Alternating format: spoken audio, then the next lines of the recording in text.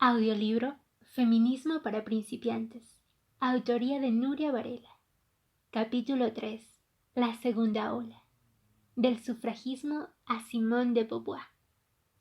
Decidimos que todas las leyes que impidan que la mujer ocupe en la sociedad la posición que su conciencia le dicte o que la sitúen en una posición inferior a la del hombre son contrarias al gran precepto de la naturaleza y por lo tanto no tienen ni fuerza ni autoridad.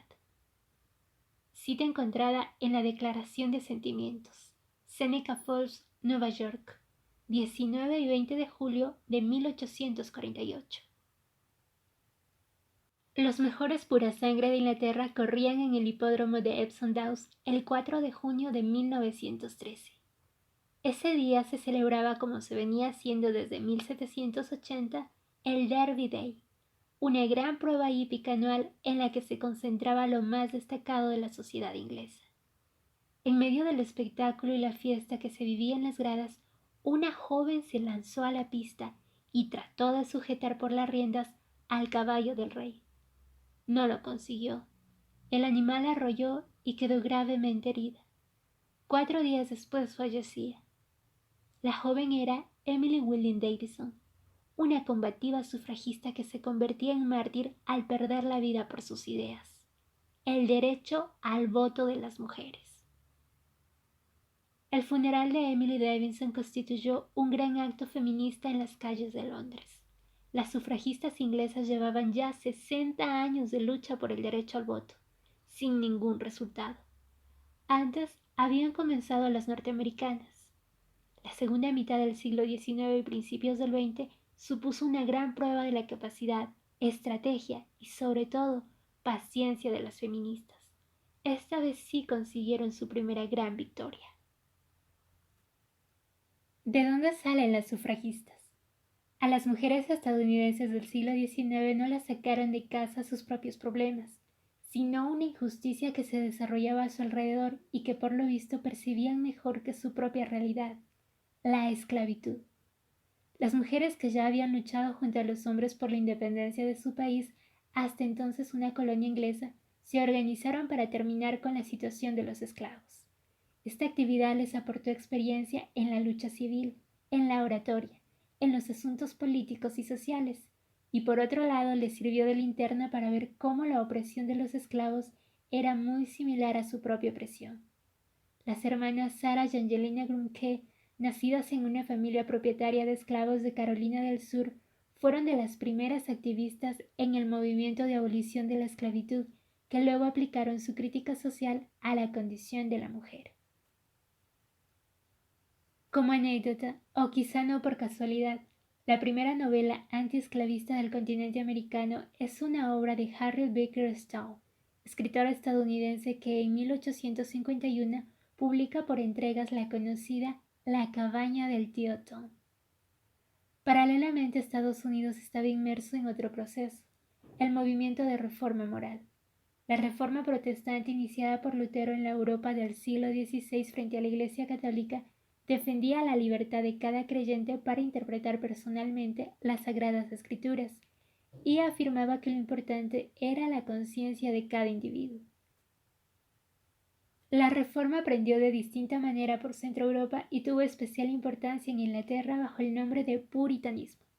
Su fuerza ya a mediados del siglo XVII dio lugar a algunas sectas que, como los cuáqueros, desafiaron a la Iglesia oficial.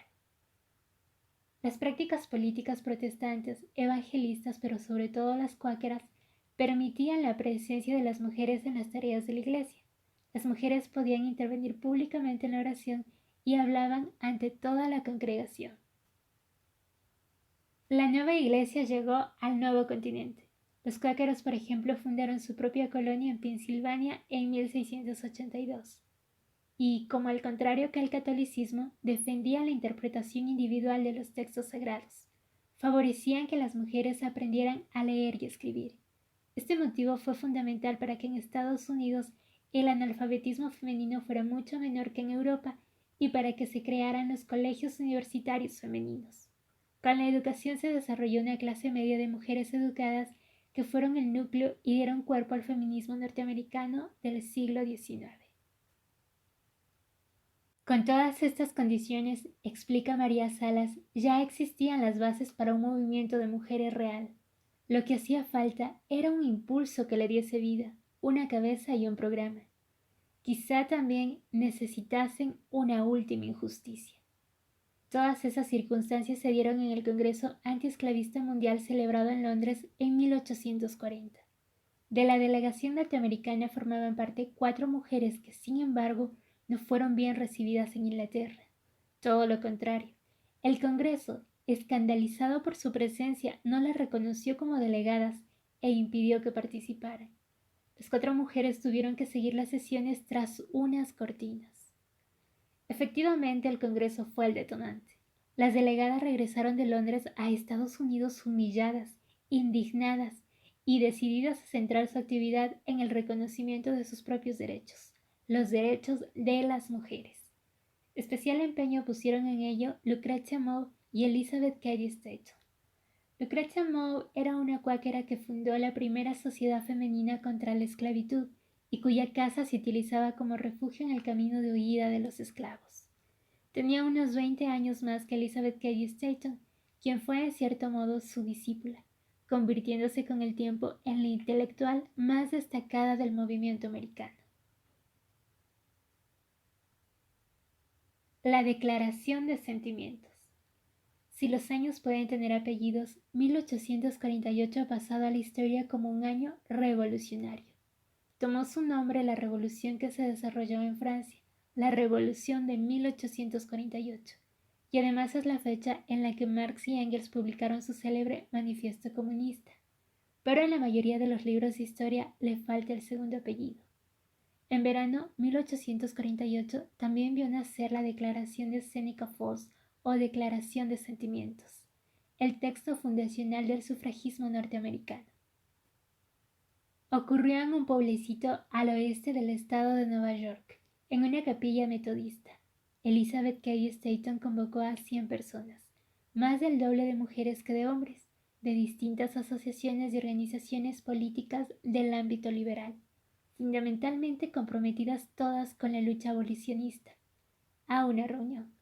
Elizabeth Cady Stanton era hija de un juez y estaba casada con un abogado.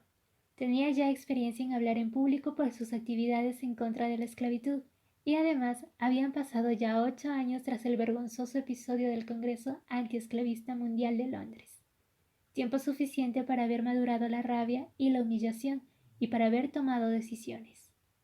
La reunión se anunció públicamente en el periódico local. Convención sobre los derechos de la mujer, el miércoles y jueves, 19 y 20 de julio a las 10 horas de la mañana. Se celebrará en la Capilla Metodista, Seneca Falls, Estado de Nueva York, una convención para discutir los derechos y la condición social, civil y religiosa de la mujer. El primer día se celebrará una sesión exclusivamente para mujeres, a las que se invita cordialmente. El público en general está invitado a la sesión del segundo día, cuando Lucretia Mott de Filadelfia y otras damas y caballeros se dirigirán a los presentes. Parece que en total, entre los invitados y el público que acudió tras leer el periódico, se congregaron alrededor de 300 personas. La reunión, como decía el anuncio, se había convocado para estudiar las condiciones y derechos sociales, civiles y religiosos de la mujer. Cuando ésta terminó después de los 2 días de conversaciones, redactaron un texto cuyo modelo es la Declaración de la Independencia de Estados Unidos. Era la Declaración de Seneca Falls, que ellos llamaron Declaración de Sentimientos. Este acontecimiento marcó un hito en el feminismo internacional al quedar consensuado uno de los primeros programas políticos feministas. La convención fue el primer foro público y colectivo de las mujeres. El texto fue aprobado por unanimidad y firmado por las 68 mujeres y los 32 hombres convocados, salvo una cláusula, la que reclamaba el derecho al voto. En ese momento aún no era una reivindicación clara para todas. Como hijas de la libertad, las mujeres de Seneca Falls se apropiaron de los discursos políticos del momento en la cultura norteamericana para legitimar su filosofía feminista. Por eso la declaración fue calcada de la Declaración de Independencia Americana, porque al hacerlo así daban legitimidad política a sus reivindicaciones y entroncaban con la filosofía que ya estaba asentada en la cultura política de su país. Explica Alicia Millares que la declaración de Seneca Falls se enfrentaba a las restricciones políticas: no poder votar ni presentarse a elecciones, ni ocupar cargos públicos, ni afiliarse a organizaciones políticas o asistir a reuniones políticas. Iba también contra las restricciones económicas, la prohibición de tener propiedades, puesto que los bienes eran transferidos al marido, la prohibición de dedicarse al comercio, tener negocios propios o abrir cuentas corrientes. En definitiva, la declaración se expresaba de forma muy rotunda en contra de la negación de derechos civiles y jurídicos para las mujeres. Así, en 1848, cuando el recién nacido Manifiesto Comunista proclama que la historia de la humanidad es la historia de la lucha de clases, las reunidas en Seneca Falls se encargan de señalar que esa era solo parte de la historia. Ellas eran el primer movimiento político de mujeres. Ellas eran las que convocaban, las que se reunían y reclamaban derechos para sí mismas. Las mujeres se convertían en sujeto de la acción política. A partir de esa fecha, las mujeres de Estados Unidos empezaron a luchar de forma organizada a favor de sus derechos, tratando de conseguir una enmienda a la Constitución que les diera acceso al voto. Como les había ocurrido a las francesas durante la Revolución de 1789, las sufragistas también fueron traicionadas. Después de todo su trabajo en contra de la esclavitud, la recompensa fue que en 1866 el Partido Republicano, al presentar la 14ª enmienda a la Constitución que por fin concedía el voto a los esclavos, negaba explícitamente el voto a las mujeres. La enmienda solo era para los esclavos varones liberados, pero aún sufrieron otra traición, más dolorosa si cabe. Ni siquiera el movimiento antiesclavista quiso apoyar el voto para las mujeres, temeroso de perder el privilegio que acababa de conseguir. Elizabeth Cady Stanton y Susan B. Anthony llegaron al convencimiento de que la lucha por los derechos de la mujer dependía solo de las mujeres, y en 1868 fundaron la Asociación Nacional Pro Sufragio de la Mujer, NWSA. En 1869 sufrieron una incisión liderada por Lucy Stone y formada por quienes consideraban excesivos los planteamientos de la NWSA. Nacía la Asociación Americana Pro Sufragio de la Mujer, AWSA, la parte más conservadora del movimiento. Ellas se dedicaron al voto a través de campañas graduales, estado por estado. Y ese mismo año, en 1869, Wyoming se convertía en el primer estado que reconocía el derecho del voto a las mujeres, 21 años después de la declaración de Seneca Falls. Los avances fueron lentos, y ante las dificultades de nuevo, las dos alas del sufragismo norteamericano volvieron a unirse en 1890, y con la llegada del nuevo siglo se radicalizaron. En 1910 organizan desfiles monstruo en Nueva York y Washington, todas, las más moderadas y las más radicales. Todas desarrollaron una actividad frenética hasta conseguir en 1918 que el presidente Wilson anunciara su apoyo al sufragismo, y un día después la Cámara de Representantes aprobaba la 19ª enmienda. Aún tardó en entrar en vigor. Por fin, en agosto de 1920, el voto femenino fue posible en Estados Unidos. El sufragismo fue un movimiento épico, donde las mujeres demostraron su capacidad y su paciencia. De todas las mujeres que se reunieron en Seneca Falls, solo Charlotte Woodward, entonces una modistilla de 19 años, vivió lo suficiente como para poder votar en las elecciones presidenciales de 1920. El sufragismo fue un movimiento de agitación internacional, señala Amelia Valcárcel, presente en todas las sociedades industriales, que tomó dos objetivos concretos: el derecho al voto y los derechos educativos, y consiguió ambos en un periodo de 80 años, lo que supone 3 generaciones militantes empeñadas en el mismo proyecto. Fin de la cita. Ese afán de aprender creció hasta alcanzar proporciones gigantescas, dando lugar a anécdotas tan conmovedoras y pintorescas como la de la bolsa verde de Mary Lyon, quien recorrió Nueva York recogiendo donativos de 5, 3 o incluso $1 con el fin de poder instituir en América un centro universitario femenino. Cuando sus amistades escribían a Mary reprochándole que no era propio de una señorita viajar sola recogiendo dinero para comenzar su universidad de mujeres, ella contestaba: ¿qué hago que esté mal hecho? Mi corazón está enfermo, mi alma está dolorida. Estoy realizando un gran trabajo, no puedo retroceder. Al movimiento sufragista le debe la política democrática al menos dos grandes aportaciones, explicaba Alcárcer. Una es la palabra solidaridad, otra los métodos de lucha cívica actuales. La palabra solidaridad fue elegida para sustituir a fraternidad, que en realidad significaba hermano varón, lo que tenía demasiadas connotaciones masculinas. La otra aún es más importante. El sufragismo se vio obligado a intervenir en política desde fuera, llamando la atención sobre su causa y convocación de no violencia. Así que tuvo que ensayar y probar nuevas formas de protesta.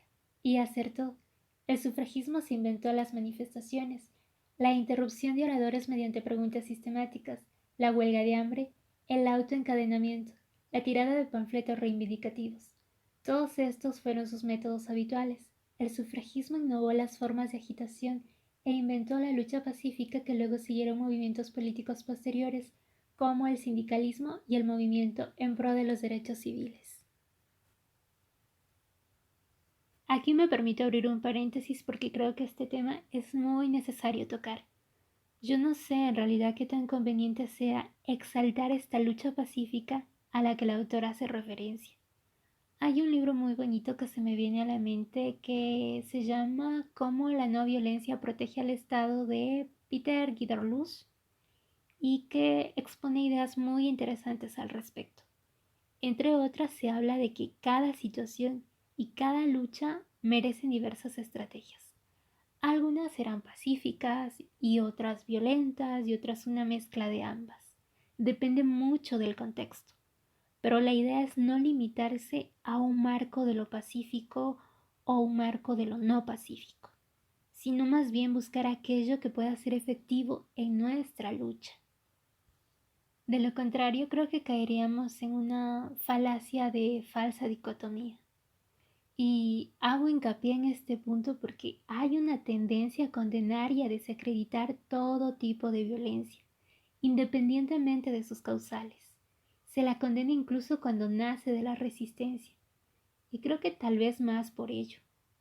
Por ejemplo, es común que cuando golpeamos a alguien que nos toca sin consentimiento en la calle, nos llamen exageradas.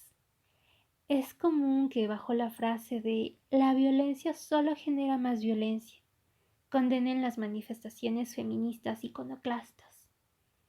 Y soy consciente que las acciones pacíficas generan y pueden generar conciencia, y eso es súper necesario y fundamental para un cambio. Pero muchas de las veces eso no alcanza. Recuerdo cuando era adolescente y los intelectuales de mi ciudad, los entre comillas intelectuales, profesaban mucho el pacifismo y la democracia. Cuidado que hagamos cualquier acto vandálico, que hemos evolucionado, que tenemos métodos democráticos y bla bla bla. Y bueno, en mis años de activismo intenté usar veedurías ciudadanas, iniciativas populares y más. Y en nuestro caso nada de eso nos dio un resultado deseado. Y bueno, ahora pienso que si hubiésemos llevado a cabo las ideas de acción directa que teníamos en mente, creo que sí se hubiese logrado algo. Pienso que esos discursos lograron adormecernos y hacer menos efectiva nuestra lucha. Y al menos las pocas acciones directas que sí hemos hecho han resultado muy placenteras, muy satisfactorias, porque sí nos generaron un buen resultado.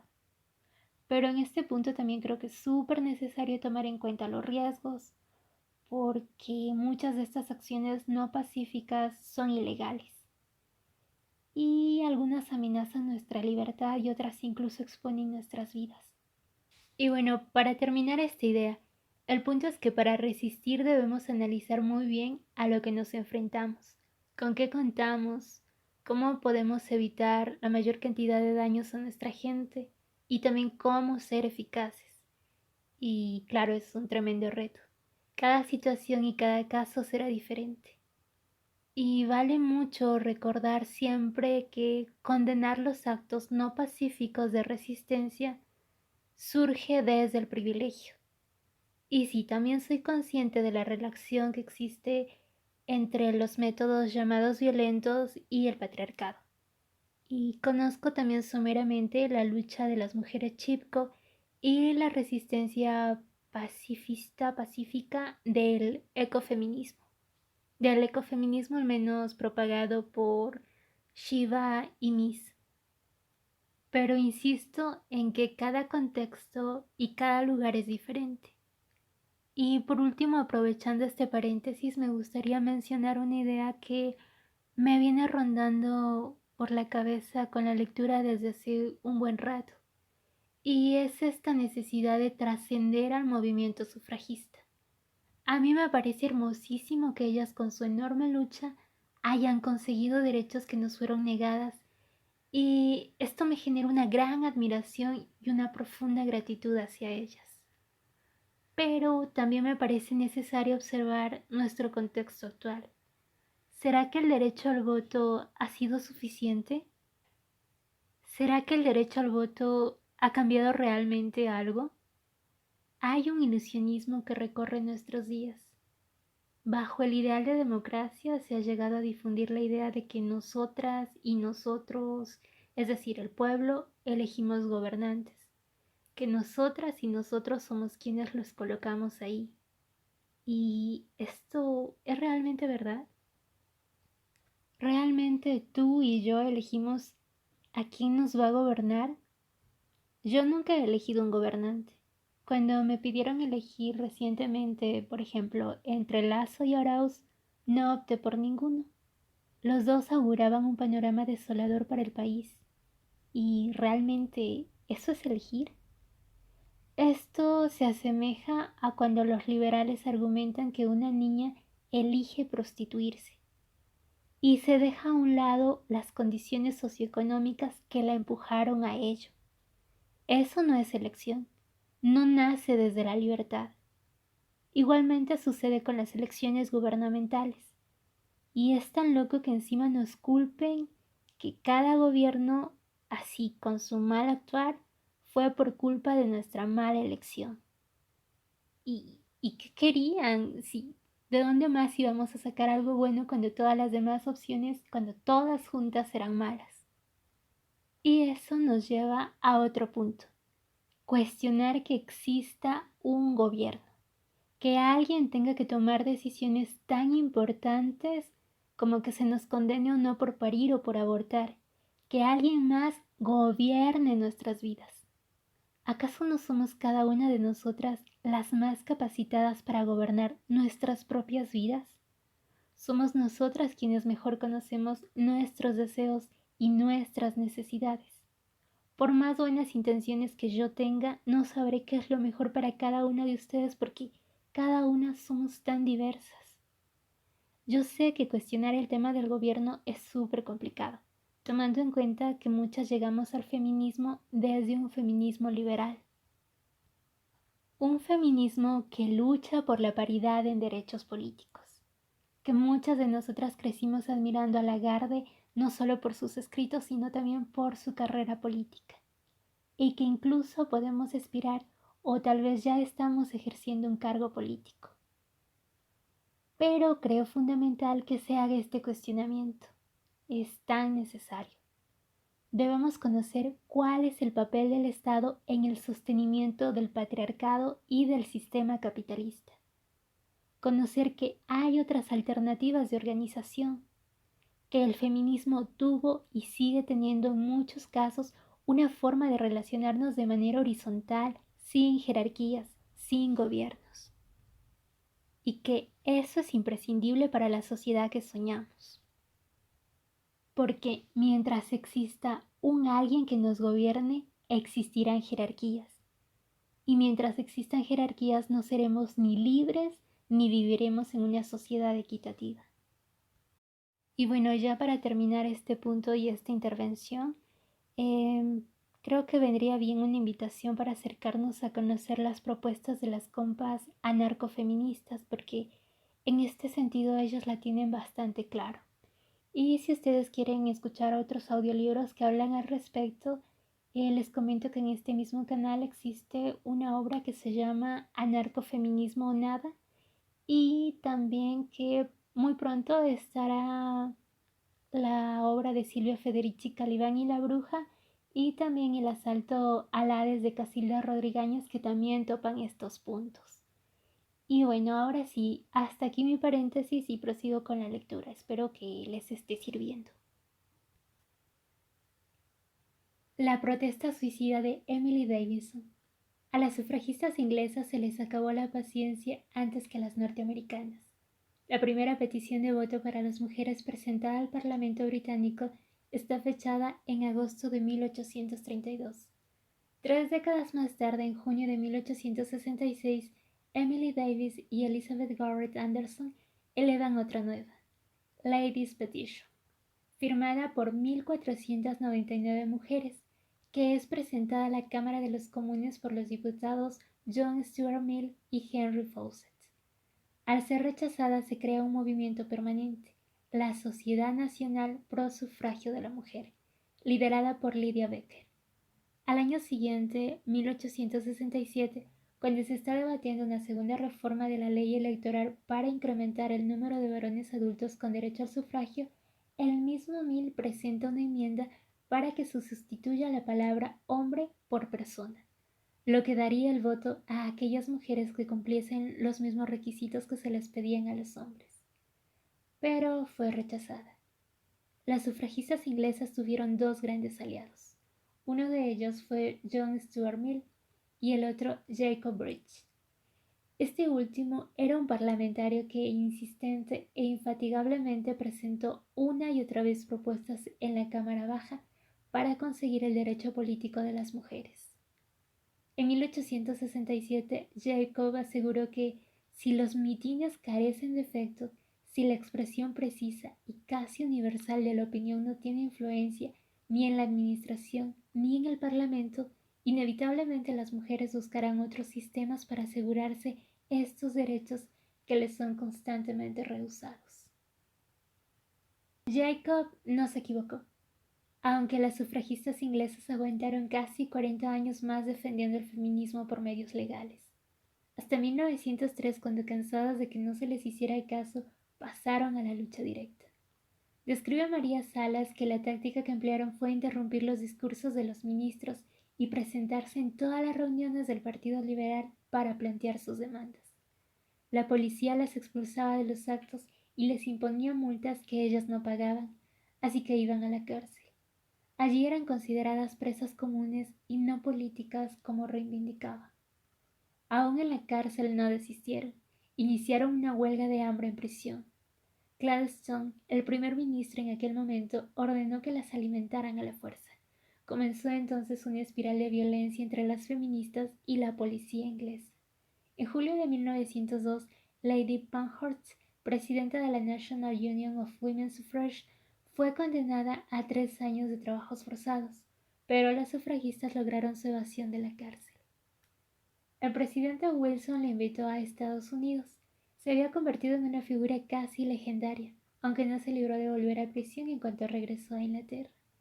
En esos años, las sufragistas también llevaron a cabo una serie de actos violentos contra diversos edificios públicos, aunque nunca realizaron ningún atentado personal, ni nadie resultó herido como consecuencia de sus protestas. La única pérdida se registró en sus propias filas con la muerte de Emily Davison en el hipódromo de Epsom. Como hemos dicho, el funeral de Emily Davison fue un grandioso acto feminista, según relatan los historiadores. Describe María Salas que entre las decenas de carrozas que seguían el féretro de la joven, desfiló una vacía con las cortinas bajadas. Era la de Lady Parhurst, que no pudo acudir porque de nuevo estaba arrestada. Sin embargo, ni siquiera el sacrificio de la joven Davison fue suficiente ni puso fin a la lucha. Tuvo que estallar la Primera Guerra Mundial.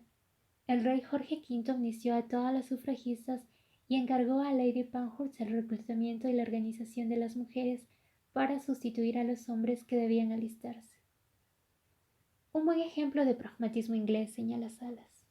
Por fin, el 28 de mayo de 1917 fue aprobada la ley de sufragio femenino por 364 votos a favor y 22 en contra, casi como contraprestación a los servicios prestados durante la guerra, después de 2.588 peticiones presentadas en el Parlamento. De todas formas, las inglesas tuvieron que esperar aún otros 10 años a que las condiciones para su derecho al voto fueran idénticas a las de los varones, ya que en la primera ley se decía que podían votar las mujeres mayores de 30 años. 10 años más tarde, todas las mayores de 21, la misma edad que los varones, podían votar y ser votadas. Abro un nuevo paréntesis, esta vez muy cortito, solo para señalar ese nacionalismo que tanto mal nos ha hecho. Y con esto también para evidenciar que no importa que seamos feministas, también podemos caer en prácticas parecidas. También podemos caer en prácticas xenófobas, aporóficas, podemos caer en prácticas mixofóbicas, nacionalistas como las que señala el documento, etc. Esto ocurre cuando no nos hemos permitido reflexionar sobre otros temas y solo nos hemos enfocado en el tema sexogenérico. Y esto es muy común observarlo dentro de las prácticas de algunas feministas de los movimientos, especialmente de movimientos feministas liberales, también dentro de los movimientos feministas europeizados, que suelen tener ese toque colonial aunque no lo quieran. Y bueno, también me gustaría aprovechar este paréntesis para comentar algo crucial que la autora no lo comenta, y es que esta guerra mundial no solo significó que todas las feministas sufragistas se volcaron a esa causa nacionalista. No fue así. Solo fue un sector, solo fue una parte, porque esta guerra mundial dividió al movimiento sufragista en dos puntos. Unas que sí se volcaron a esta causa nacionalista y las otras que promovieron más bien un pacifismo internacional y lucharon para evitar la guerra. Hasta aquí mi paréntesis y prosigo con la lectura. Hay un trabajo de Demiris Castaño Sanabria que se llama El feminismo sufragista entre la persuasión y la disrupción, que les podría ayudar a ahondar sobre este tema si ustedes desean.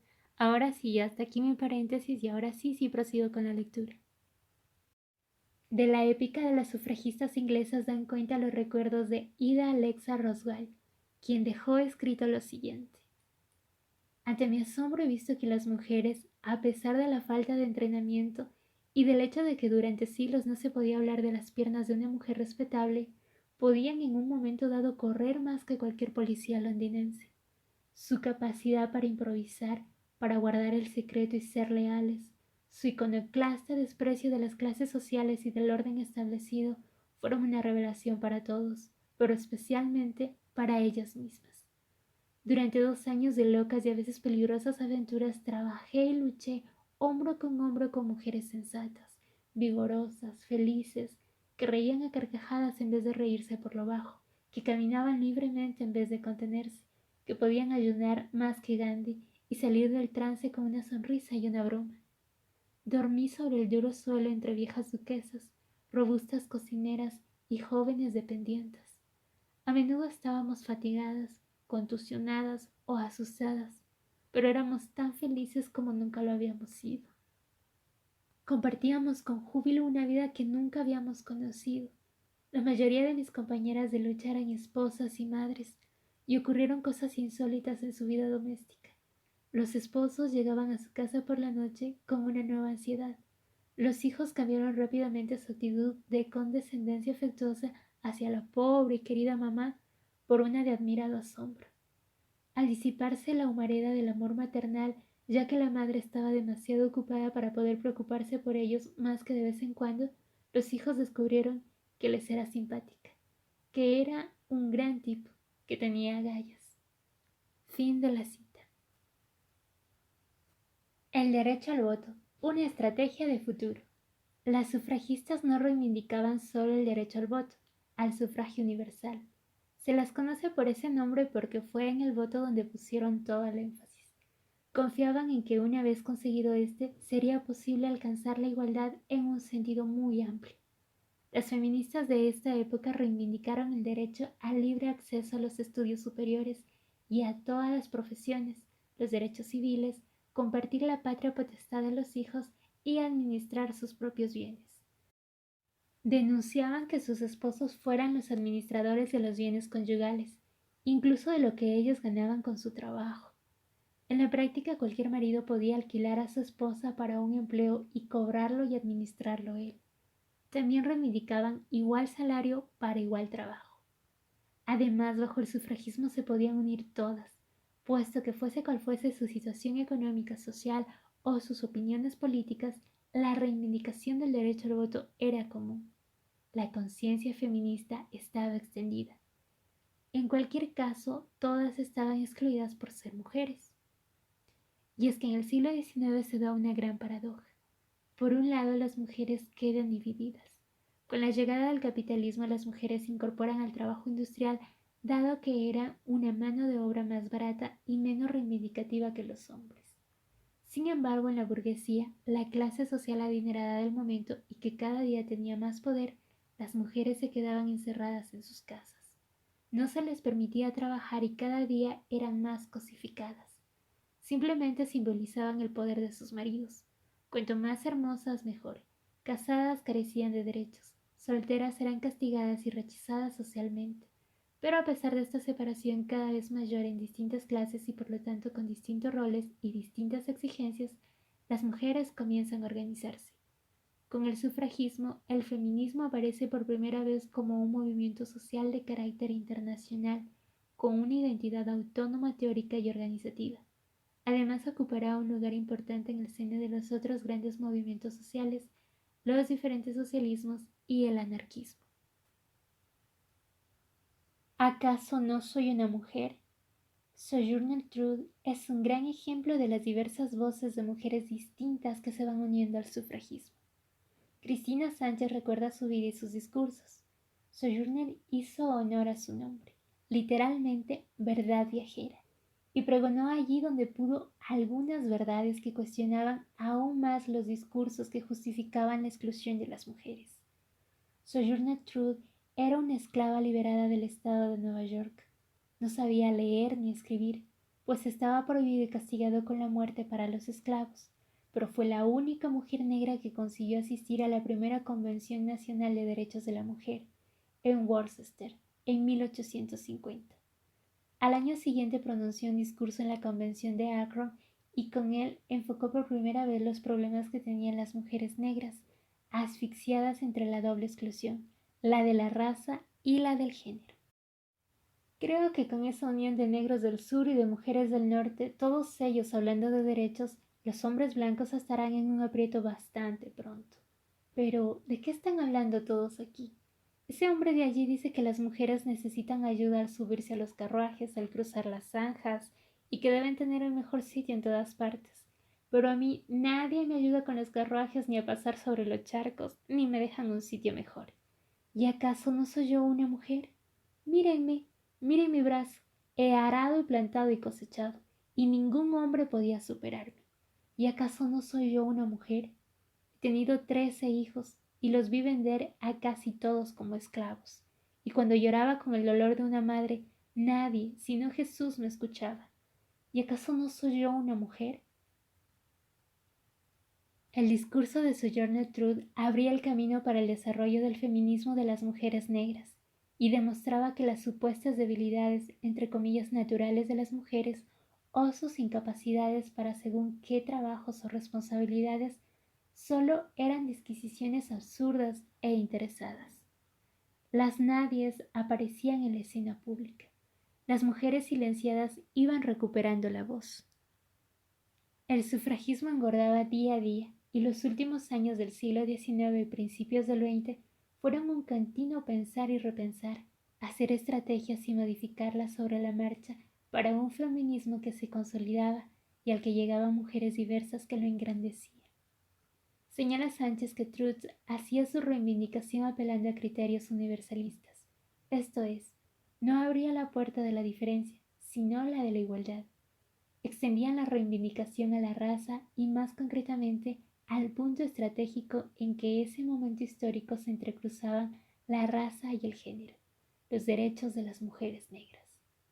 Reivindica su identidad no como negra, sino como mujer, como lo que no era reconocido. John Stuart Mill, el marido de la feminista. Quizá parezca irrespetuoso presentar así a uno de los grandes pensadores del siglo XIX. Todo lo contrario, es un homenaje a un hombre que esperó 20 años para casarse con Harriet Taylor, la mujer que amaba y junto a la que construyó una relación de amor y respeto rebosante de pasión, cariño, complicidad y confianza entre iguales. Pero no solo eso, Harriet Taylor y John Stuart Mill pusieron las bases de la teoría política en la que creció y se movió el sufragismo. El feminismo respeta a John Stuart Mill especialmente por su libro La sujeción de la mujer, publicado en 1869, y también por su trabajo político como diputado en la Cámara de los Comunes, el Parlamento inglés. Mill no consiguió ninguna de sus iniciativas. Tuvo que soportar la sorna de sus compañeros diputados e incluso en el periódico Times se escribió con ironía que Mill intentaba realizar una gran reforma social mediante el cambio de una simple palabra cuando éste pretendió cambiar hombre por persona en la reforma electoral que se discutía en ese momento. Sin embargo, llevar la petición del voto al Parlamento fue muy importante para las sufragistas y para que la cuestión llegara a la opinión pública.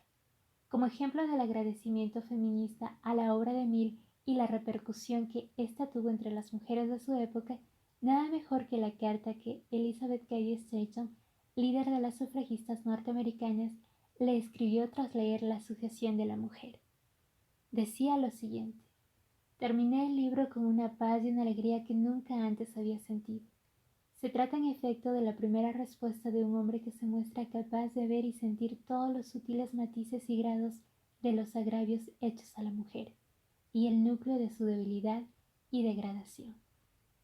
Fin de la cita. Pero no solo Elizabeth Cady Stanton se deslumbró por la lectura del libro de Mill. Feministas de todo el mundo se sintieron impresionadas.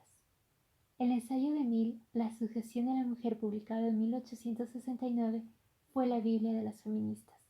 Es difícil exagerar la enorme impresión que causó en la mentalidad de las mujeres cultas de todo el mundo. En el mismo año en que se publicó en Inglaterra y Norteamérica, Australia y Nueva Zelanda, también apareció traducido en Francia, Alemania, Austria, Suecia y Dinamarca. En 1870 fue publicado en polaco e italiano, y también las estudiantes de San Petersburgo hablaban de él con entusiasmo. Hacia 1883 la traducción sueca dio lugar a un debate entre un grupo de mujeres de Helsinki, que fundaron el movimiento femenino finlandés tan pronto como terminaron de leer el libro. Desde toda Europa llegaron testimonios impresionantes del impacto inmediato y profundo que ejerció el opúsculo de Mill. Su publicación coincidió con la fundación de movimientos feministas no solo en Finlandia, sino también en Francia y Alemania y muy posible en otros países. Además de respeto intelectual y político, el feminismo guarda especial cariño a Mill por su vida privada. Era un romántico que se enamoró completamente de Harriet Taylor y juntos formaron una pareja sorprendente, provocadora para su época. John Stuart y Harriet Taylor se conocieron en el verano de 1830. Harriet tenía 23 años y John Stuart 25. Ella se había casado a los 18 con John Taylor, un hombre de negocios interesado en la política radical, y al que Harriet quería y respetaba aunque no estaba, ni ella lo consideraba, a su nivel intelectual. Harriet era una mujer de grandes cualidades, inteligencia y belleza. Y lo que parece indiscutible es que deslumbró a Mill y Mill la deslumbró a ella.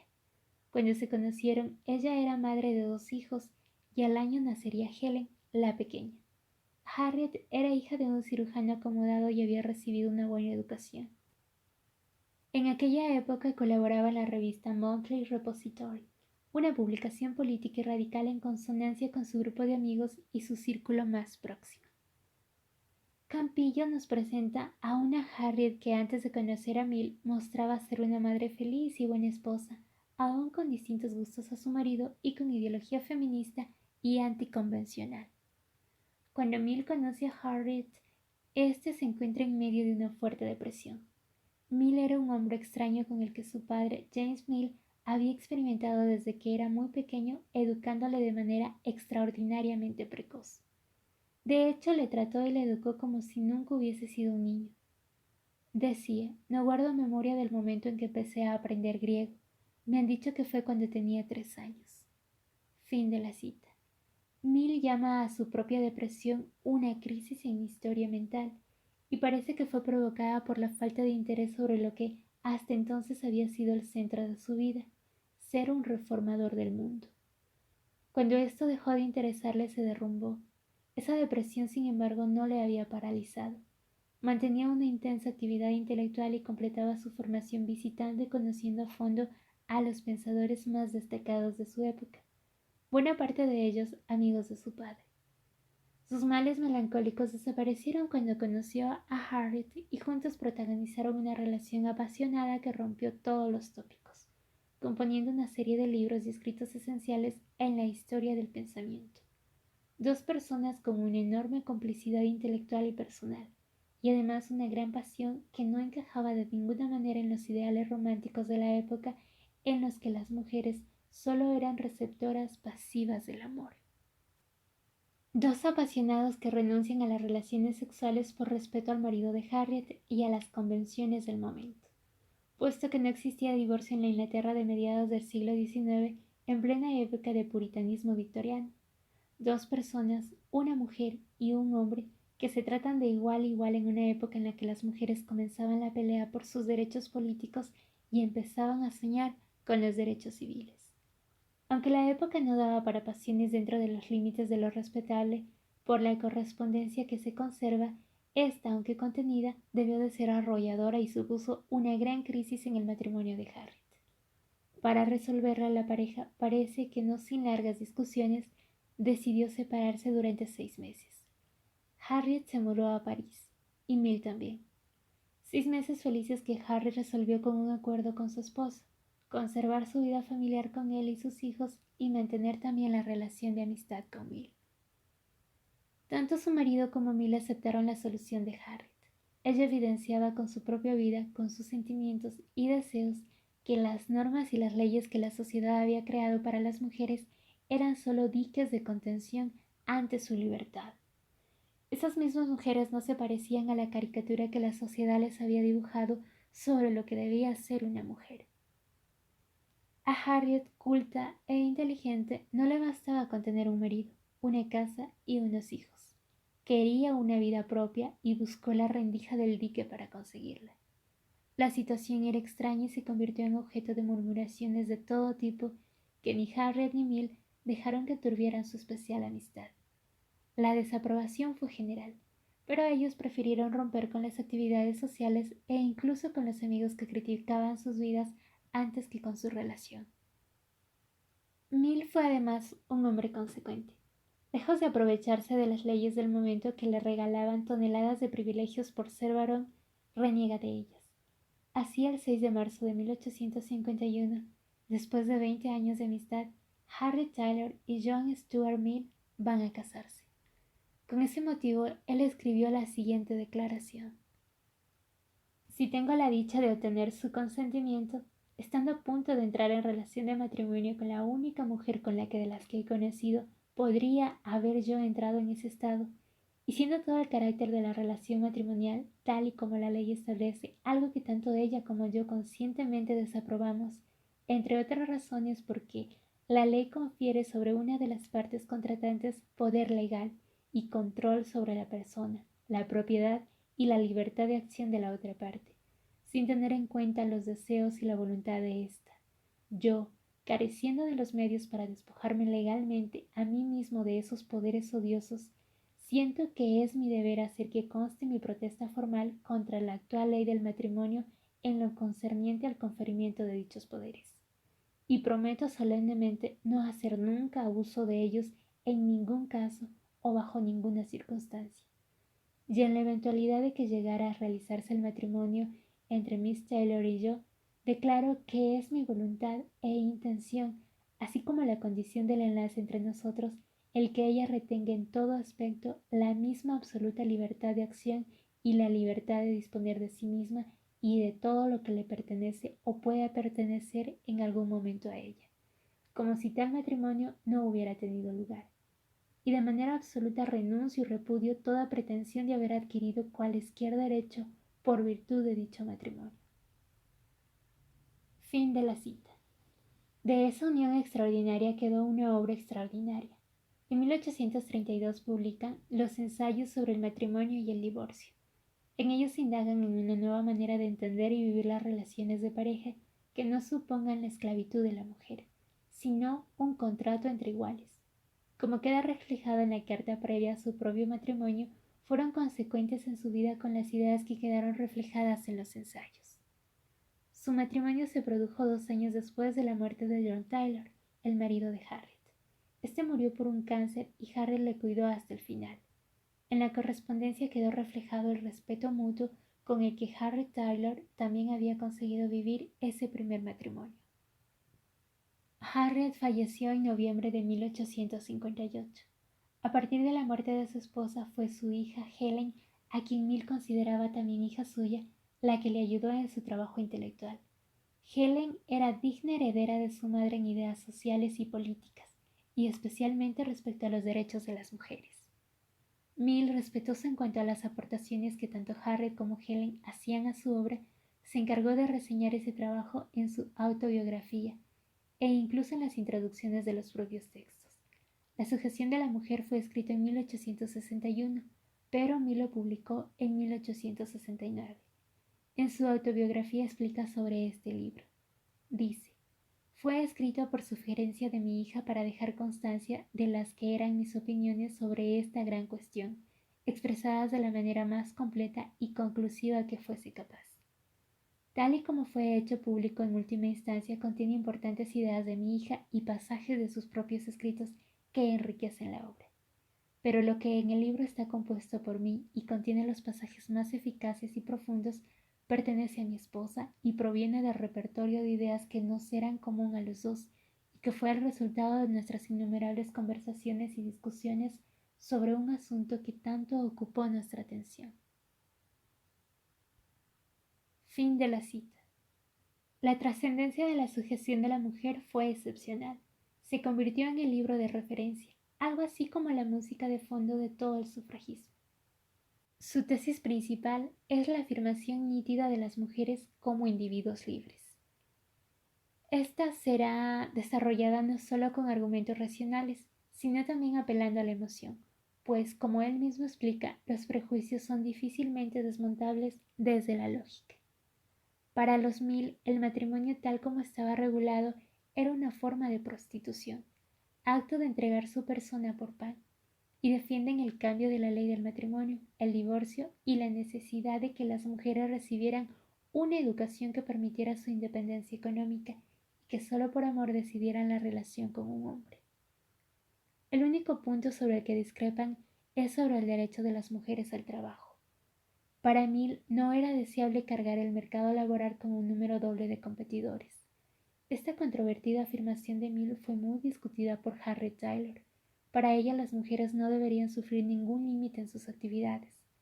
Harriet defiende que, si hubiera igualdad, no harían falta leyes sobre el matrimonio, puesto que las mujeres se formarían para trabajar en lo que gustasen.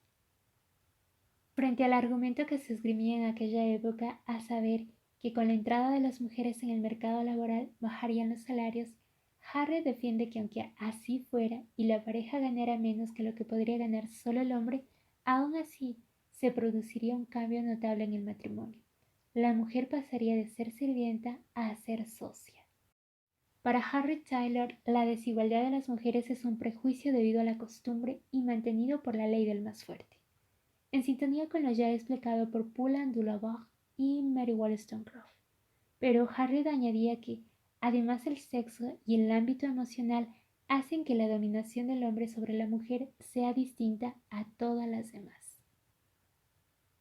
Quizás sea el desarrollo de esta idea en la sujeción de la mujer lo que proporciona la novedad y el punto de vista original a esta obra, los sutiles matices de los que habla Elizabeth Cady Stanton a John Stuart Mill en su carta.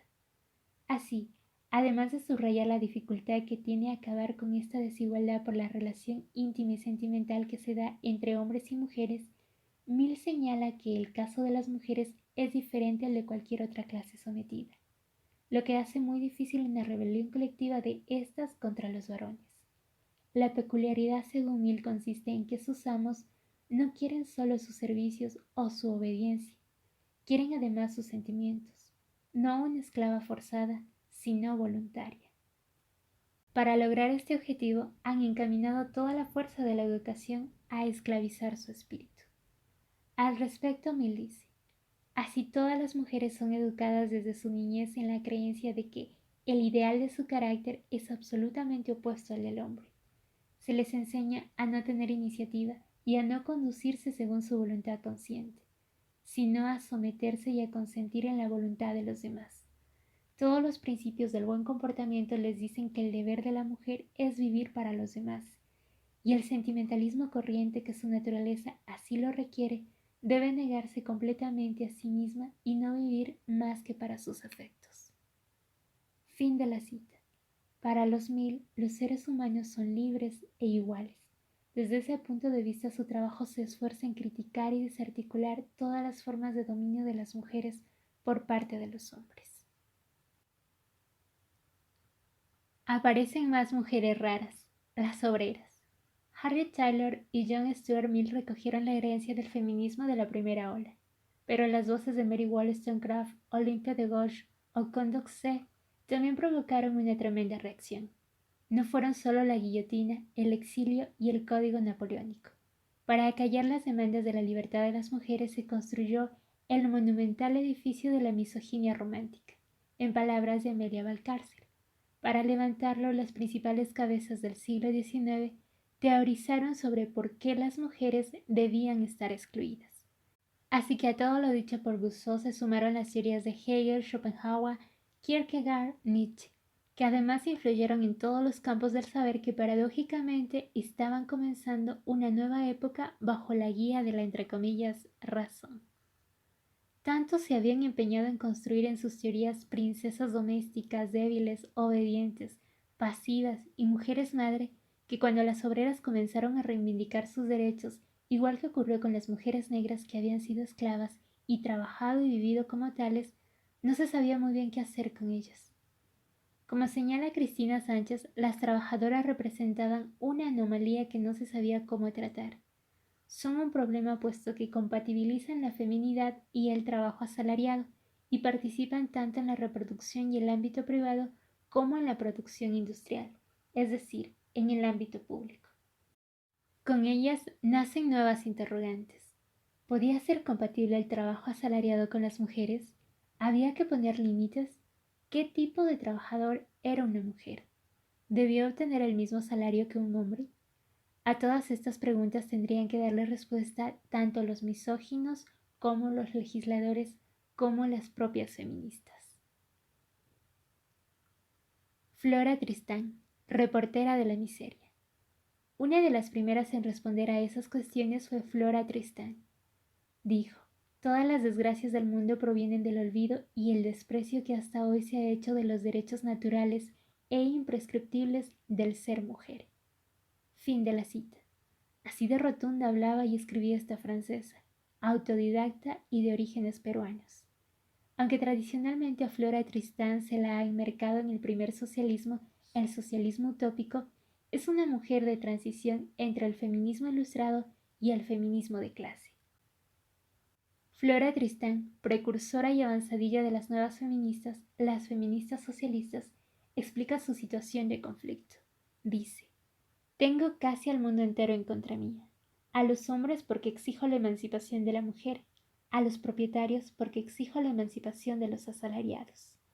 Fin de la cita. Tristán era hija de una parisina y de un noble peruano.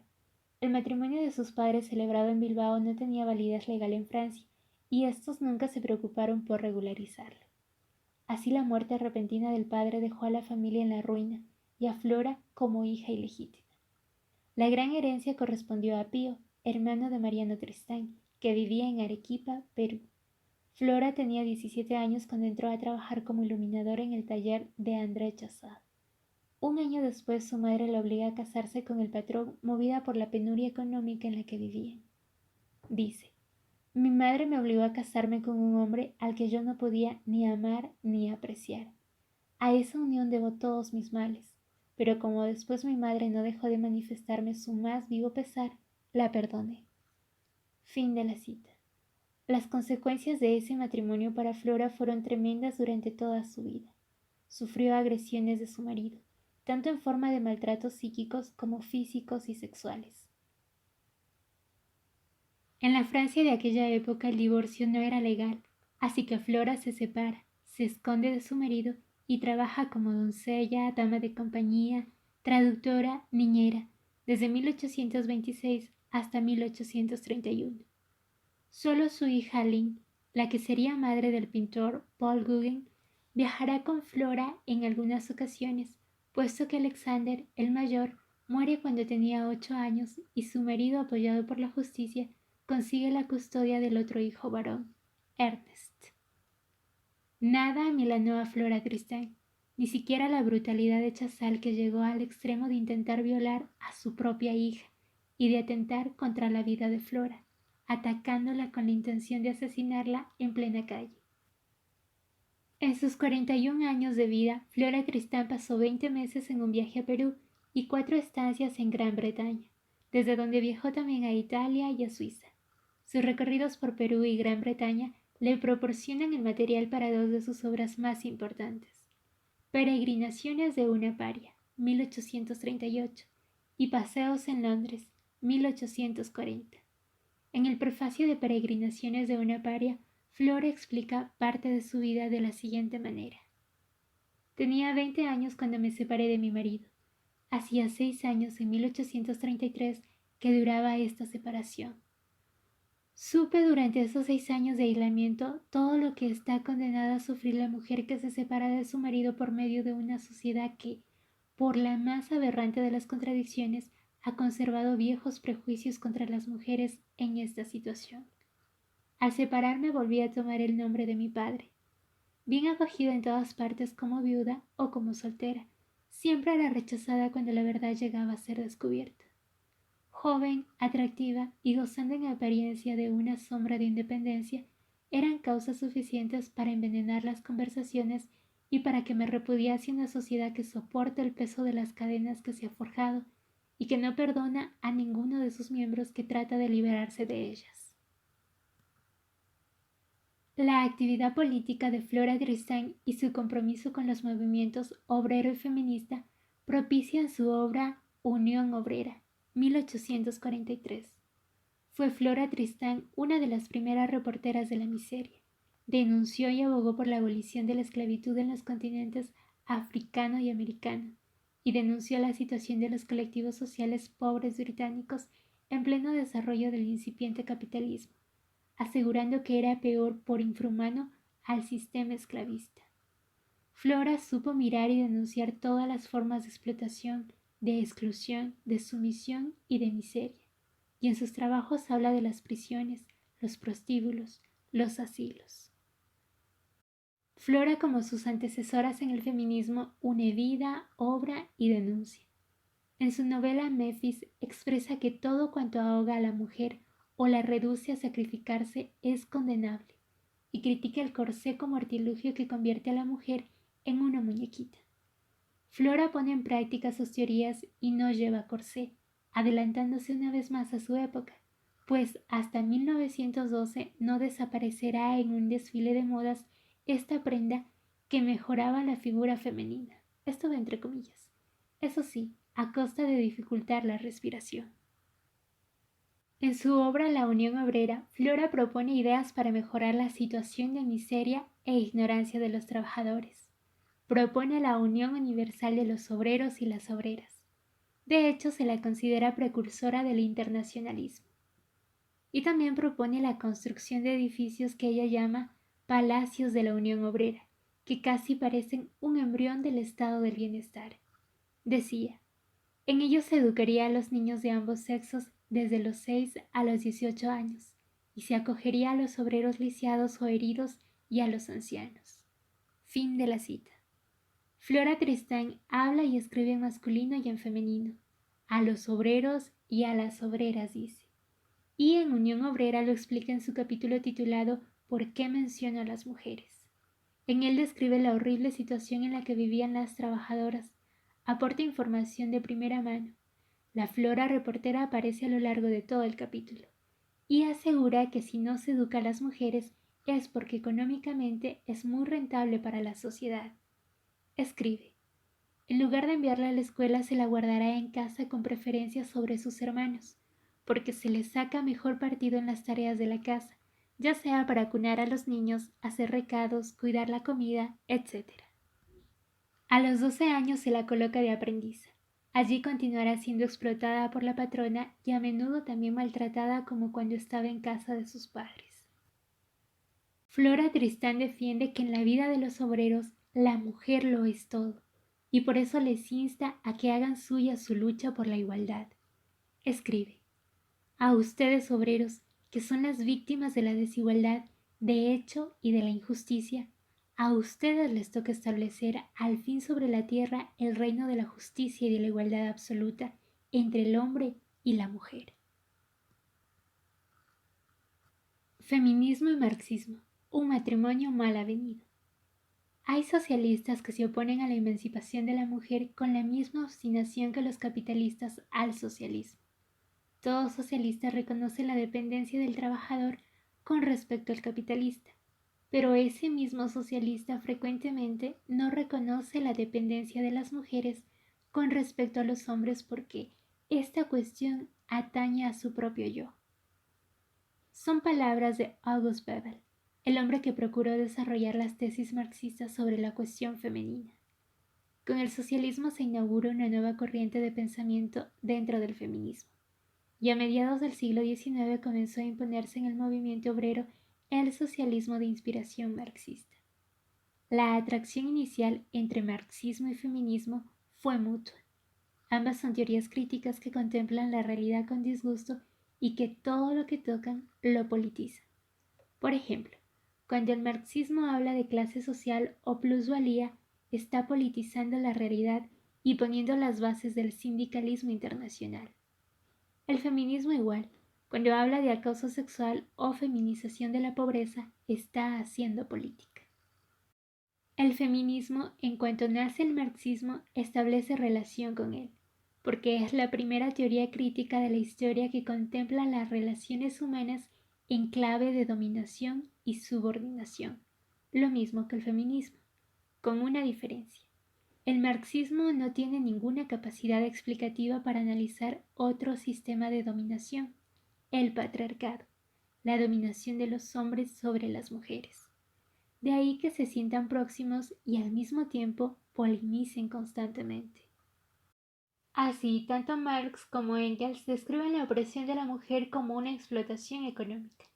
A Marx la emancipación de las mujeres no le lleva ni tiempo ni espacio en su obra, y cuando lo trata tan solo es un apéndice de la emancipación del proletariado. Engels sí lo intentó, y fruto de sus esfuerzos es la obra El origen de la familia, la propiedad privada y el Estado. En ella Engels señaló que el origen de la sujeción de las mujeres no estaría en causas biológicas, la capacidad reproductora o la constitución física, sino sociales, en concreto en la aparición de la propiedad privada y la exclusión de las mujeres de la esfera de la producción social. Según este análisis, la emancipación de las mujeres irá ligada a su independencia económica. Abro un paréntesis para sugerir un buen libro que argumente en contra de esta tesis de Engels. Se llama La creación del patriarcado y es de autoría de Gerda Lerner y lo pueden encontrar en formato de audiolibro en mi canal de YouTube. Hasta aquí el paréntesis y prosigo con la lectura. Bebel estimuló más que Marx y Engels la igualdad de derechos del sufragio femenino, aunque no llegó a dar el paso definitivo sobre la libertad de las mujeres. Aseguraba que en las futuras sociedades socialistas las mujeres realizarían tareas adaptadas a sus capacidades, pero insistía mucho en que serían distintas de las de los hombres. Y es que Bebel tampoco se distanciaba demasiado de la idea aceptada socialmente sobre lo que eran y debían ser las mujeres, y defendía que éstas estaban adaptadas por naturaleza a la maternidad y la crianza de los hijos, y que de hecho las mujeres eran impulsivas y emocional y físicamente no aptas para el trabajo manual pesado, que destruía eso su feminidad. Así que quien realmente puso la base para un movimiento socialista femenino fue la alemana Clara Zetkin, 1854-1933, quien dirigió la revista femenina Igualdad y organizó una conferencia internacional de mujeres en 1907, que se mantiene viva hasta hoy, aunque en 1978 cambió el nombre por el de Internacional Socialista de Mujeres. En aquella primera conferencia liderada por Zetkin, se reunieron 58 delegadas de países europeos, pero también de otras regiones del mundo como India o como Japón. Zetkin fue una activa militante comunista que tuvo mucha más importancia en la práctica que en la teoría feminista. Escribió sobre todo conferencias y panfletos, ya que su intención era persuadir a las masas, hacer una tarea de educación y proselitismo. Explica Anna de Bigel que para Zetkin los problemas de la proletaria no tenían nada que ver con sus maridos ni con los hombres de su misma clase social, los obreros. Los problemas de las mujeres proletarias solo tenían que ver con el sistema capitalista y la explotación económica. Sin embargo, la activista socialista defiende el apoyo a las reivindicaciones del movimiento feminista burgués, especialmente el derecho al voto. Y para ella la aportación fundamental que hace el marxismo a las mujeres es defender que éstas deben entrar en el sistema de producción. Pero, como ya admitía Bebel, esto no era ni mucho menos compartido en las filas del movimiento obrero. De hecho, Clara Zetkin tuvo problemas incluso dentro de su propio partido, como demuestra una regañina de Lenin que no tiene desperdicio. Dice lo siguiente: Clara, aún no he acabado de enumerar la lista de vuestras fallas.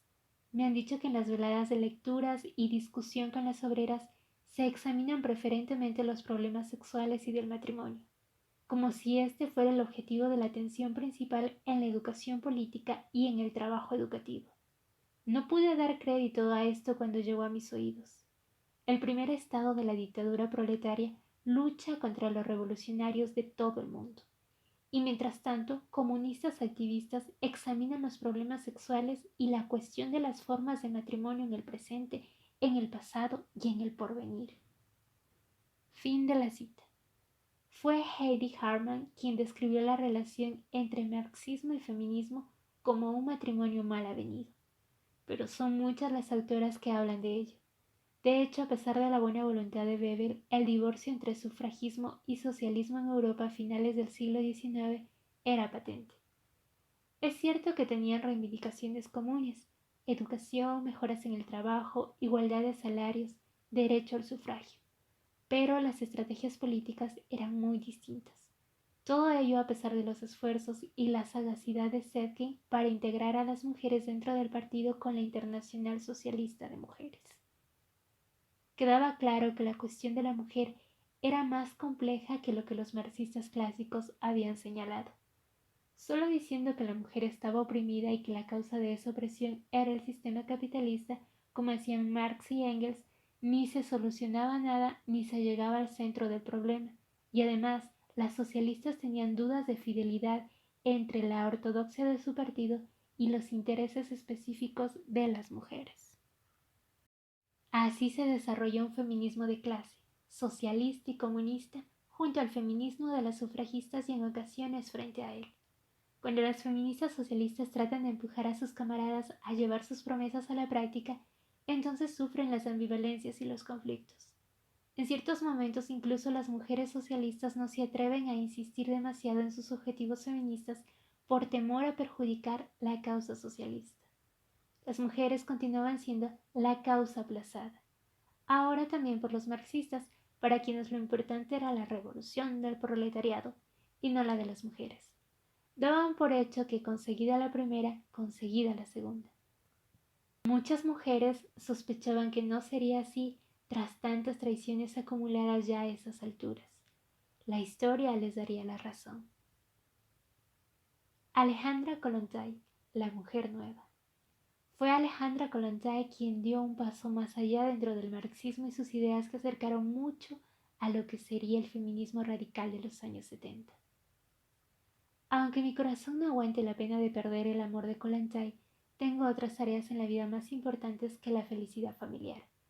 Quiero luchar por la liberación de la clase obrera, por los derechos de las mujeres, por el pueblo ruso. Esa es la carta que Alejandra Kollontai le escribió a su amiga Zoya desde el tren que la aleja de su noble y rica familia rusa, de su marido, su primo ingeniero joven y sin fortuna con el que se había casado por amor, y también de su hijo. Rumbo a Zúrich para proseguir sus estudios marxistas en la Universidad de la ciudad suiza. Kollontai había nacido en 1872 y cuando inicia ese primer viaje tiene 26 años. Ya no pararía. De vuelta a San Petersburgo, ingresó en el Partido Socialdemócrata en la facción menchevique ilegal en aquellos momentos. Kollontai trabajaría como escritora y propagandista a favor de la clase obrera, pero también ella comprobó el poco interés del partido por la liberación de las mujeres.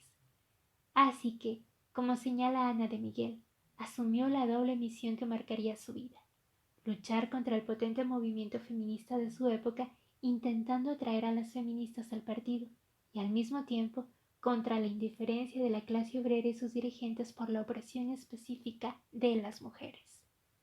Kollontai abrió en 1907 el primer círculo de obreras y al año siguiente tuvo que huir de Rusia. Hasta 1917 vive exiliada en Europa y Estados Unidos. Cuando regresa a Rusia forma parte del primer gobierno de Lenin como comisaria del pueblo para la asistencia pública.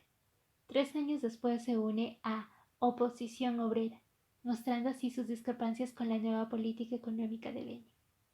A partir de 1922 es enviada a la delegación diplomática de Oslo. Desde entonces no deja de recorrer embajadas. La fuerza de Kollontai era tal que a pesar de sufrir una apoplejía en 1942, durante 3 años dirigió la delegación diplomática de Oslo en silla de ruedas. Kollontai murió en 1952 en Moscú, pero unos años antes llegó a ser candidata al Premio Nobel de la Paz por sus esfuerzos para poner fin a la guerra ruso-finlandesa. Lo más significativo de su discurso fue hacer suya la idea de Marx de que, para construir un mundo mejor, además de cambiar la economía, tenía que surgir el hombre nuevo. Así defendió el amor libre, igual salario para las mujeres, la legalización del aborto y la socialización del trabajo doméstico y del cuidado de los niños. Pero sobre todo señaló la necesidad de cambiar la vida íntima y sexual de las mujeres.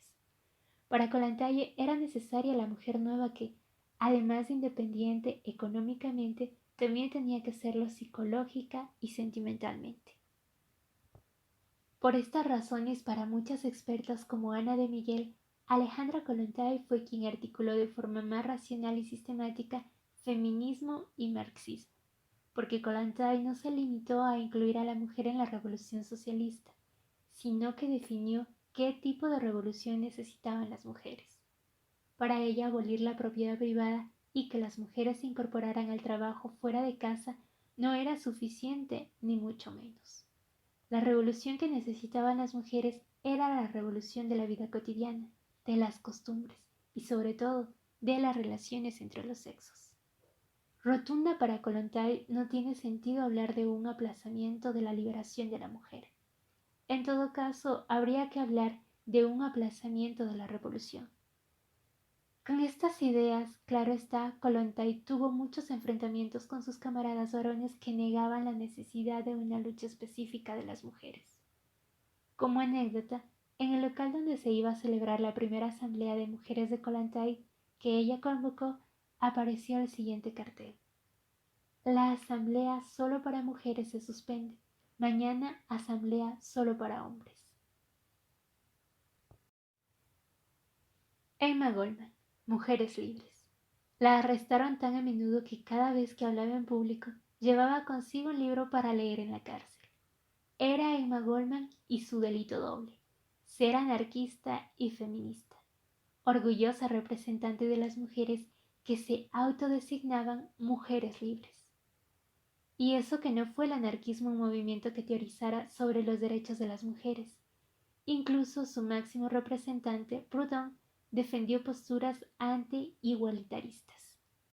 Abro un paréntesis para comentar que no sé si la expresión máximo representante sea la más adecuada, tomando en cuenta que el anarquismo justamente se opone a liderazgos, personalismos o cosas así por el estilo. También me gustaría comentar que hubieron críticas en aquel tiempo para la postura misógina de Proudhon dentro del mismo movimiento libertario. Por ejemplo, las hechas por Joseph de Jacques y también las hechas por André Liu. Hasta aquí mi paréntesis y prosigo con la lectura. Sin embargo, dentro del anarquismo fueron muchas las mujeres libres que como Goldman trabajaron y defendieron la igualdad. Consideraban que la libertad era el principio de todo y que las relaciones entre los sexos tenían que ser absolutamente libres. Siempre se mantuvieron en tierra de nadie. Por un lado, como estaban en contra de la autoridad y del Estado, quitaban importancia a la reivindicación de las sufragistas sobre el derecho al voto. Y por otro, para ellas, la propuesta comunista, que el Estado regulara la procreación, la educación y el cuidado de los niños, era una idea cuanto menos peligrosa. Goldman había nacido en 1869, en un gueto de la Rusia zarista. Murió en 1940 en Canadá y fue enterrada en Chicago. Escapó de su país hacia Estados Unidos huyendo de la pesadilla de mi infancia, como se refería a su padre y a los golpes que le propinaba. También abandonó en esa huida un matrimonio que su padre le había amañado cuando tenía 15 años. A esa edad Goldman ya llevaba 2 años trabajando en una fábrica donde se había sumado al feminismo de las mujeres revolucionarias que allí conoció. En Estados Unidos encontró trabajo en otra fábrica, se volvió a casar y divorciar al poco tiempo, con un compañero inmigrante y comenzó a interesarse por el anarquismo. A partir de entonces, en sus discursos y escritos, Emma siempre unirá anarquismo y feminismo. El desarrollo de la mujer, su libertad, su independencia, deben surgir de ella misma, y es ella quien deberá llevarlos a cabo, primero afirmándose como personalidad y no como una mercancía sexual. Segundo, rechazando el derecho que cualquiera pretende ejercer sobre su cuerpo, negándose a engendrar hijos a menos que sea ella quien los desee, negándose a ser la sierva de Dios, del Estado, de la sociedad, de la familia. Cita de Goldman. El 28 de marzo de 1915, ante una audiencia mixta de 600 personas en el Sunrise Club de Nueva York, Goldman explicó por primera vez en toda América cómo se debía usar un anticonceptivo. Relata Amparo Villar que fue arrestada de inmediato y después de un juicio tormentoso y sensacional se le dio a elegir entre pasar 15 días en un taller penitenciario o pagar una multa de $100. Eligió la cárcel y la sala entera la aplaudió. Desde los medios de comunicación se escribieron cosas como Emma Goldman fue enviada a prisión por sostener que las mujeres no siempre deben mantener la boca cerrada y su útero abierto. Goldman mantenía que para las mujeres el cambio no vendría de reformas como el derecho al voto. Para ella lo importante era una revolución que surgiera de las propias mujeres, no tanto de la conquista del poder como de la liberación del peso de los prejuicios, las tradiciones y las costumbres. Su feminismo estaba mucho más próximo al de la década de los 70 que al de sus propios contemporáneos, ya que su análisis sobre la condición oprimida de las mujeres se centraba en el problema sexual. Para Goldman, esta era el arma más importante que la sociedad esgrimía contra la mujer. Emma fue encarcelada durante 2 años y deportada tras la Primera Guerra Mundial por sus denuncias del conflicto bélico, y dedicó el resto de su vida a combatir por el anarquismo, primero en Rusia contra los bolcheviques y después en España durante la Guerra Civil. Morir de éxito. El vacío de entreguerras. Las inglesas consiguieron el voto tras la Primera Guerra Mundial, 1914 a 1917. En ese mismo año 1917 comienza la Revolución Rusa. Cuando acabó la guerra se produjo el desmoronamiento del Imperio Austrohúngaro, Alemania, Austria, Checoslovaquia y Polonia, lo que trajo reformas muy progresistas, el voto femenino entre ellas. En realidad todo el orden europeo se descalabró antes de la Segunda Guerra Mundial, 1939, 1945, cuando ésta concluyó en la mayoría de las naciones desarrolladas y en aquellas donde se habían dado los procesos de descolonización, el voto de las mujeres era una realidad. Pero el periodo de entreguerras ya estaba marcado por la decadencia del feminismo. Conseguidos los objetivos, derecho al voto y a la educación superior, muchas mujeres abandonaron la militancia. Otras continuaron trabajando, fundamentalmente en los problemas económicos y las reformas de las leyes de la infancia y la maternidad. Como explica Alicia Millares, las feministas no pudieron competir con los partidos políticos en un sistema tan institucionalizado. Además, con el triunfo del bolchevismo en la Revolución de Rusia y Europa Central, el miedo rojo se extendió entre las clases medias de muchos países y las feministas se vieron afectadas, acusadas de ser subversivas. A todo esto hay que sumarle que la natalidad estaba descendiendo desde los primeros años del siglo XX. De esa caída en los países industrializados se culpabilizó a la independencia cada vez mayor de las mujeres. A las feministas se las acusaba de socavar los cimientos de la nación y destruir a la familia. El hecho fue que durante décadas al feminismo se le dio por muerto. La segunda ola estaba concluyendo. Fue Simone de Beauvoir, concretamente en su libro El segundo sexo, quien puso la base teórica para una nueva etapa. Simone de Beauvoir: no se nace mujer, se llega a serlo. El segundo sexo hizo feminista a la mismísima Simone de Beauvoir. Cuando la filósofa francesa publicó este libro en 1949, ni se consideraba feminista ni albergaba ninguna intención política ni reivindicativa con él. A esas alturas de su vida, Simone de Beauvoir tenía 41 años. Ya era una mujer conocida y reconocida tanto como filósofa como por escritora. Nacida en París en 1908, había sido una joven brillante. Su padre solía decir de ella que tenía la inteligencia de un hombre. Esa inteligencia le hizo acabar sus estudios con precocidad y poder independizarse muy joven de su familia. Cuando Simone tenía 21 años y estaba preparando sus últimos exámenes, se licenció en filosofía en la Sorbona. Conoció a Sartre, el padre del existencialismo, que era apenas 3 años mayor que ella, y también estaba estudiando para el examen de fin de carrera que había suspendido el año anterior. Simone y Sartre desde entonces mantendrán una relación peculiar, que le valió no pocas críticas a Simone, incluso desde algunos sectores del feminismo que la consideraban supeditada a él. Esa relación duró hasta la muerte del filósofo, aunque nunca se casaron ni vivieron bajo el mismo techo.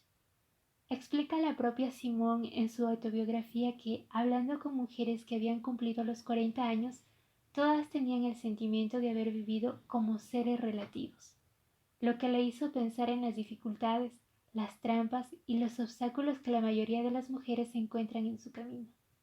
Así, cuando cumplió los 40 y sintió ganas de escribir sobre ella misma, antes de hacerlo, se planteó la pregunta de ¿qué ha supuesto para mí el hecho de ser mujer?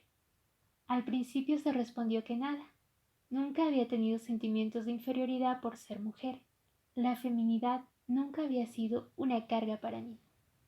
Simone reconoce que al hablarlo con Sartre, éste le indicó que no había sido educada como un hombre, lo que le hizo volver a plantearse la cuestión. De ese replanteamiento nace El segundo sexo, un libro que consta de 2 tomos, el primero titulado Los hechos y los mitos, y el segundo La experiencia vivida, y que constituye uno de los textos clásicos del feminismo. Aún más, para Celia Amorós, buena parte del feminismo de la segunda mitad del siglo XX, o todo, puede ser considerado comentarios o notas a pie de página de El segundo sexo. Y para Teresa López Pardina, este famoso ensayo marca un hito en la historia de la teoría feminista. No solo porque vuelve a poner en pie el feminismo después de la Segunda Guerra Mundial, sino porque es el estudio más completo de cuantos se han escrito sobre la condición de la mujer. Efectivamente, cuando Simone de Beauvoir escribe El segundo sexo, el feminismo estaba desarticulado. Parecía que no tenía ya razón de ser una vez conseguidos los objetivos del sufragismo. Explica Amelia Valcárcel que por eso nunca se sabe dónde colocar esta obra, si como colofón del sufragismo o como pionera de la tercera ola del feminismo. Quizás ahí reside su éxito. Simone de Beauvoir no escribe para un público militante. Su libro no es una obra de consignas, sino un trabajo explicativo sin pausas. Simone comparte con las sufragistas una gran paciencia, pero lejos de reivindicar como había hecho el feminismo hasta entonces, la filósofa explica y convence, aunque no inmediatamente. El ensayo no fue demasiado reconocido en Francia hasta que, traducido al inglés, las feministas norteamericanas se entusiasmaron con él. En poco tiempo se vendieron 2 millones de ejemplares y se tradujo a otros 16 idiomas. Convenció hasta a la propia Beauvoir, que cuando escribió el libro hablaba de las mujeres como ellas, pero que en los años siguientes, según fue recibiendo cartas lectoras de todo el mundo, dándole las gracias y contándole sus experiencias, cambió de idea. Así fue como el segundo sexo hizo feminista a su propia autora. Pero, ¿qué dice el segundo sexo? En este libro se recoge buena parte de los temas que el feminismo trabajará desde entonces y hasta la actualidad. Simone expone la teoría de que la mujer siempre ha sido considerada la otra con relación al hombre, sin que ello suponga una reciprocidad, como ocurre en el resto de los casos. Por ejemplo, si para un pueblo los otros son los extranjeros, para esos extranjeros los otros serán quienes les llaman así. Es decir, el sentimiento de los otros es recíproco. Con la mujer no ocurre eso. El hombre en ningún caso es el otro. Todo lo contrario, el hombre es el centro del mundo, es la medida y la autoridad. Esta idea será la que el feminismo posterior llame androcentrismo, el varón como medida de todas las cosas.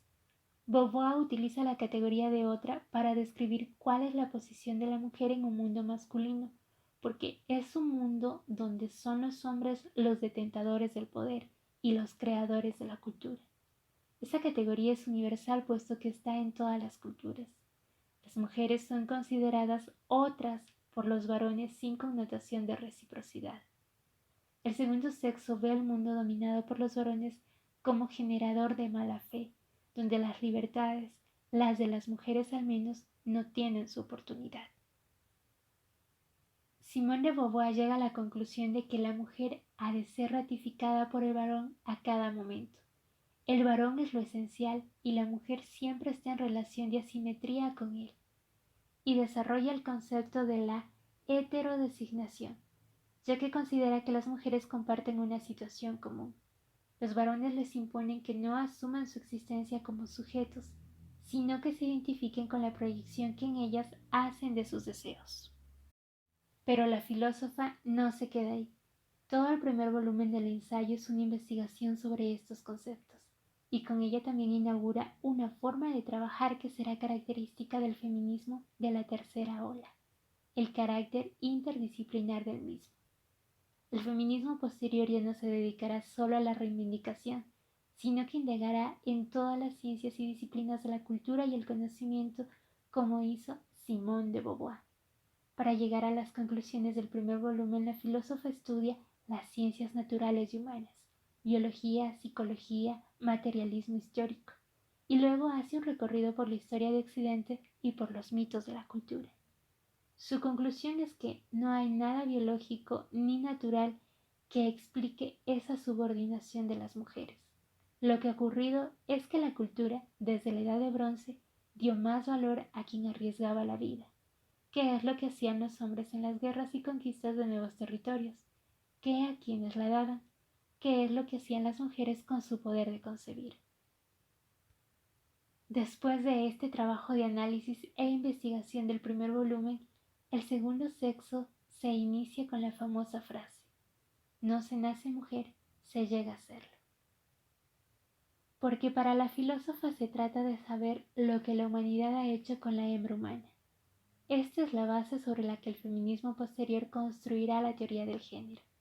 Desde Poulain du Lavage hasta Wollstonecraft o Harriet Taylor ya habían hecho hincapié en que no hay nada biológico que justifique la discriminación de las mujeres, y que una cosa era el sexo, es decir, las diferencias biológicas, y otra lo que la cultura decía que tenían que ser y cómo comportarse un hombre y una mujer.